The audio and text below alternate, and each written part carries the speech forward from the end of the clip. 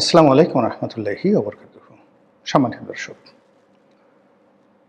বর্তমান সংসদে বিএনপির যে ব্রুট মেজরিটি রয়েছে, সেই ব্রুট মেজরিটি দিয়ে বিএনপি যেকোনোভাবে, অর্থাৎ যেভাবে ইচ্ছে সেভাবে সংবিধান পরিবর্তন করতে পারে। যেহেতু তারা দীর্ঘ ১৭ বছর পর ক্ষমতায় ফিরে এসেছে, সেহেতু তাদের এই ১৭ বছরের যে অব্যাহত দুঃখ, কষ্ট, বেদনা তারা ৫ বছর পরে সঙ্গত কারণে ফিরে পেতে চাইবে না। আমাদের দেশের যে লোক, তাদের যে মন এবং মানসিকতা, সেক্ষেত্রে আমাদের দেশের মানুষ ৫ বছর পরই ক্ষমতা পরিবর্তন করতে চায়। যেমন ধরুন, এখন স্বাভাবিক একটা ইকুয়েশন, সমীকরণ। সেই সমীকরণটা হলো বিএনপি ক্ষমতায় আছে, জামাত বিরোধী দলে আছে। যদি আওয়ামী লীগ না আসে, আওয়ামী লীগে না আনা হয়, তাহলে সেক্ষেত্রে আগামীতে জামাত ক্ষমতায় আসবে, বিএনপি বিরোধী দলে যাবে। এবং আমাদের দেশের নর্মাল চরিত্র হলো যে, যদি তৃতীয় কোনো শক্তি না থাকে, তাহলে প্রধান যে বিরোধী দল থাকে তাদের উপর সরকার জুলুম করে, অত্যাচার করে, নির্যাতন করে। ফলে আগামী দিনগুলোতে আওয়ামী লীগের অবর্তমানে রাষ্ট্রশক্তির এবং সরকারি দলের যত নেতিবাচক দিকগুলো রয়েছে, সবগুলো জামাতের উপর আবর্তিত হবে এবং জামাত প্রতিহিংসা পরায়ণ হয়ে পড়বে। এবং জামাত যত প্রতিহিংসা, মানে জামাতের প্রতি প্রতিহিংসা পরায়ণ হয়ে পড়বে রাষ্ট্র এবং সরকার দলীয় যারা লোকজন রয়েছেন তারা। এর ফলে মানুষের সহানুভূতি জামাতের প্রতি বাড়বে এবং জামাত অব্যাহতভাবে ক্ষমতায় আসবে এবং ক্ষমতায় আসে তারা আবার বিএনপিকে ডলা দেবে। শুধু ডলা না, মরিচ বাটার মতো ডলা দেবে। এটা হলো স্বাভাবিক অবস্থা। তো সেক্ষেত্রে যে কোনো রাজনৈতিক দল আমাদের দেশে যে অবস্থা, স্বাধীনতার পর থেকে আজ পর্যন্ত সকলের মধ্যে ক্ষমতা যাওয়ার চাইতে ক্ষমতা হারানোর যে ভয়, বেদনা, কষ্ট, এটা মানুষকে তাড়া করে বেশি, প্রচণ্ডভাবে তাড়া করে। তো বিএনপি ক্ষমতায় এসেছে, এটা ভালো কথা, কিন্তু এই আনন্দ এখন আর নেই। 7 ডেজ, উইদিন 7 ডেজের মধ্যে এটা চলে গেছে।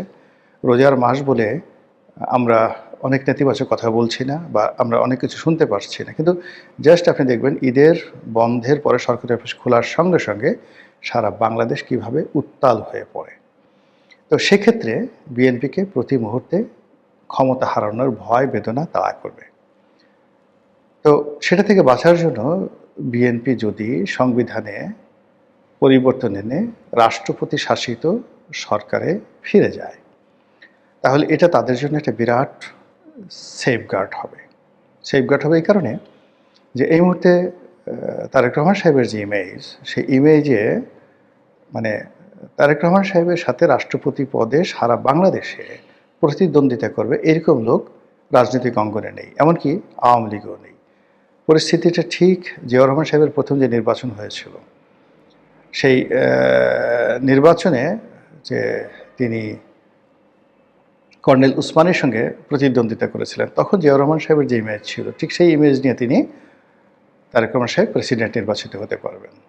তাহলে প্রেসিডেন্সিয়াল ফর্মে তার যদি ক্ষমতা থাকে, অন্যদিকে পার্লামেন্টে তার যদি সংখ্যাগরিষ্ঠতা থাকে, তাহলে তার অবস্থা হবে এখন ঠিক আমেরিকার প্রেসিডেন্ট ডোনাল্ড ট্রাম্পের মতো। যদি ডোনাল্ড ট্রাম্পের সিনেট কমিটিতে হাইয়েস্ট রিপাবলিকান সদস্য থাকে এবং যাকে বলা হয় কংগ্রেসে তাদের যদি সংখ্যাগরিষ্ঠতা থাকে, তাহলে তিনি যতটা শক্তিশালী, ঠিক একই রকম শক্তিশালী অবস্থানে পৌঁছে যাবে বিএনপি বাংলাদেশে। কেন এই বিএনপি এই জিনিসটা চাইবে না?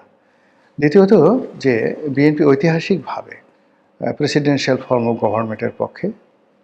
রাষ্ট্রপতি জিয়াউর রহমান সাহেবের যে উত্থান, তার জনপ্রিয়তা একজন রাষ্ট্রপতি হিসেবে, এবং বেগম জিয়াও ঠিক রাষ্ট্রপতি শাসিত সরকারের প্রতি তিনি দুর্বল ছিলেন। এবং যেই সময়টিতে রাষ্ট্রপতি শাসিত সরকার থেকে গণতান্ত্রিক ফর্মুলায় পার্লামেন্টারি ফর্ম অফ গভর্নমেন্টে সরকার শিফট করেছিল, ঠিক সেই সময়টিতে যা হয়েছিল, আওয়ামী লীগ বুঝে গিয়েছিল যে ব্যক্তিগত জনপ্রিয়তা বেগম জিয়ার সঙ্গে পেরে উঠবেন না। ফলে পার্লামেন্টে হয়তো আওয়ামী লীগের সংখ্যাগরিষ্ঠতা থাকতে পারে, কিন্তু প্রেসিডেন্সিয়াল ফর্মে পার্লামেন্টের তেমন কোনো গুরুত্ব থাকে না। এখানে সব ক্ষমতা চলে যায় রাষ্ট্রপতির হাতে, আর বেগম জিয়া রাষ্ট্রপতি হবেন। সেখানে শেখ হাসিনা ব্যক্তিগত জনপ্রিয়তায় বেগম জিয়ার কাছাকাছি ছিলেন না ওই সময়টিতে। তো সেক্ষেত্রে আওয়ামী লীগ চাপ প্রয়োগ করে যে সংসদীয় গণতন্ত্রে ফিরতে হবে এবং রাজপথ এতটা উত্তপ্ত হয়ে পড়ে যে বিএনপির আসলে কোনো ওয়ে ছিল না। তো সেই অর্থে বিএনপির মন, মস্তিষ্ক, শরীরে সব জায়গাতে কেবলই মাত্র রাষ্ট্রপতি শাসিত সরকারের একটা, যাকে বলা হয়, ধ্যান ধারণা তাদের মধ্যে কাজ করছে। তৃতীয়ত, যে পরিবেশ এবং পরিস্থিতি বর্তমানে আছে এবং আগামীতে যে পরিবেশ পরিস্থিতি তাদের আসবে, যেমন ধরুন এই মুহূর্তে শেখ হাসিনাকে যদি ধরেন, তিনি দেশের বাইরে আছেন। বাংলাদেশে তার আসা, রাষ্ট্রপতি পদে নির্বাচন করা, তারপর আবার রাজনীতিতে ফিরে আসা, এটা খুব সহজ একটা বিষয় নয়। বড়জোর এখানে আওয়ামী লীগের পুনর্বাসন, সেখানে জয় পুতুলের পুনর্বাসন, সেটাও বহু বছর সময় লাগবে। ফলে এই মুহূর্তে বিএনপির কাছে দৃশ্যমান যে শক্তি, সেই শক্তিটা হলো জামাত এবং এনসিপি।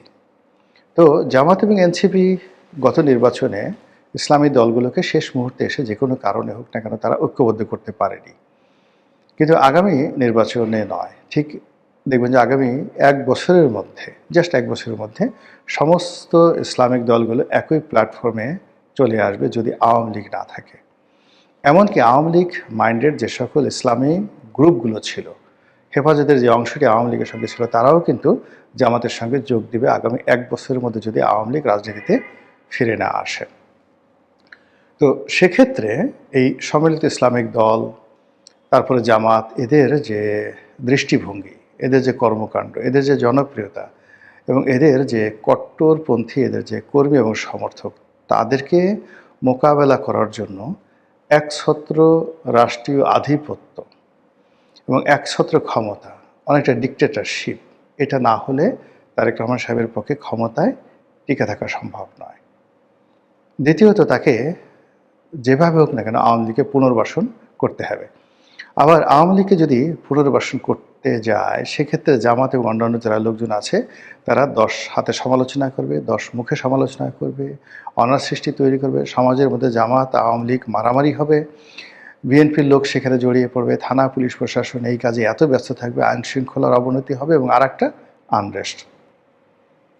এবং সেই আনরেস্টের মধ্যে যদি আবার হঠাৎ করে যে বিএনপি আওয়ামী লীগকে আনলো জামাতকে কোণঠাসা করার জন্য, কার্যত যদি পরিবেশ পরিস্থিতি এমন হয় যে সেই জামাতের সঙ্গে আবার আওয়ামী লীগের বন্ধুত্ব হয়ে গেল এবং ঠিক 80-র দশকের মতো, মানে সেই জামাত আওয়ামী লীগ সব একত্র হয়ে বিএনপির বিরুদ্ধে, মানে যেভাবে এরশাদের বিরুদ্ধে নেমেছিল সেভাবে বিএনপির বিরুদ্ধে নামলো।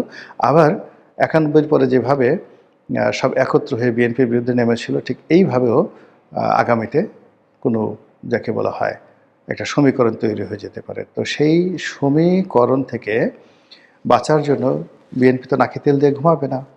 তারা সংসদীয় পদ্ধতিতে যতটা সম্ভব নিজেদেরকে সুসংহত করবে, দলকে শক্তিশালী করবে।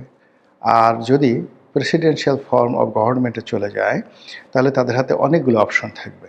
যেমন দেখা গেল যে প্রধানমন্ত্রী হিসেবে জাইমা রহমান আসতে পারে, কিংবা ধরুন প্রধানমন্ত্রী হিসেবে জুবাইদুর রহমান আসতে পারেন, তারেক রহমান সাহেব ফ্যামিলি ডাইনেস্টির প্রতিভূ হিসেবে তিনি রাষ্ট্রপতি হতে পারেন। যেভাবে চন্দ্রিকা কুমারাতুঙ্গা তিনি প্রেসিডেন্ট হয়েছিলেন বা প্রধানমন্ত্রী হয়েছিলেন, আবার তার মা তিনিও প্রধানমন্ত্রী বা প্রেসিডেন্ট হয়েছেন একই সঙ্গে। এরকম অনেক কিছু হয় একটা সমাজে, একটা রাষ্ট্রে, একটা দেশে। আমাদের পাক ভারত উপমহাদেশের আসলে রাজনীতির যে কৃষ্টি এবং কালচার, এটা এভাবেই চলে আসছে। তো সেই দিক থেকে বিএনপি যদি অলানি ছাড়েন, সিদ্ধান্ত নিয়ে রাষ্ট্রপতি শাসিত সরকারের দিকে চলে যায়, সবাই আশ্চর্য হলেও আমি কিন্তু আশ্চর্য হব না। মহান আল্লাহ আমাদের সবাইকে হেদায়েত দান করুন, হেফাজত করুন। আসসালামু আলাইকুম রহমতুল্লাহি ওয়া বারাকাতুহু।